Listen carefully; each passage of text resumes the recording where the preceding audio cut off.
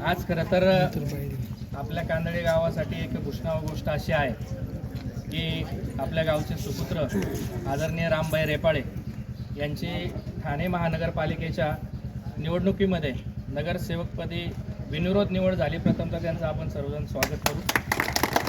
गावच्या वतीने त्यांना शुभेच्छा देत असताना खरं तर आपल्या गावामधून एक व्यक्तिमत्व मुंबईला जातं आणि मुंबईमध्ये असणाऱ्या त्या ठाणे महानगरपालिकेमध्ये अनेक वर्षापासून त्या ठिकाणी प्रमुख पद भूषवायचं काम केलेलं आहे, नगरसेवकाचं काम केलेलं आहे। त्याचप्रमाणे शिवसेनेची जी काही धुरा आहे ते प्रमुख पद त्यांच्याकडं असो किंवा नसो, परंतु आदरणीय एकनाथभाई शिंदे यांच्या समवेत त्यांनी अनेक वर्षापासून त्यांनी काम केलेलं आहे आणि त्याची पावती आपल्याला वेळोवेळी पाहायला मिळालेली आहे।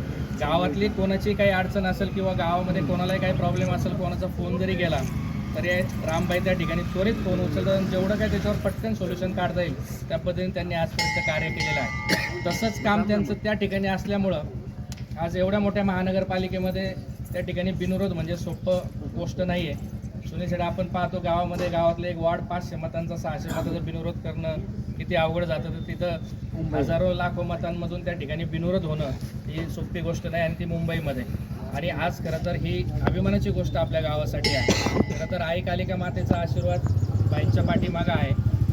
एवढ्या मोठ्या आजारामधनं ते बाहेर पडले आणि आजही सुद्धा तेवढ्याच ताकदीने त्या ठिकाणी काम करतात, सर्वांना त्या ठिकाणी सहकार्य करतात आणि आई कालिका मातेच्या कृपेने त्यांना खरं तर ही उजवी मिळाली, त्यांना ती संधी मिळाली। त्या संधीचं निश्चित स्वरूपात ते सोनं करतील।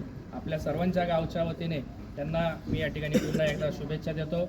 या शुभेच्छा देत असताना आपल्या गावचे अजून एक नगरसेवकपदी त्या ठिकाणी त्यांनी फॉर्म भरले, ते विकासदादा रेपाळे, त्यांची निवडणूक त्याच्यामध्ये आहे। आई कालिका माता त्यांनाही त्याच्यामध्ये यश देऊ। आपल्या सर्वांच्या शुभेच्छा त्यांच्याही सोबत त्या ठिकाणी पाठीशी आहेत आणि पुन्हा एकदा सर्वांच्या वतीने आदरणीय रामभाई रेपाळे यांना खूप खूप साऱ्या शुभेच्छा देतो आणि या ठिकाणी थांबतो।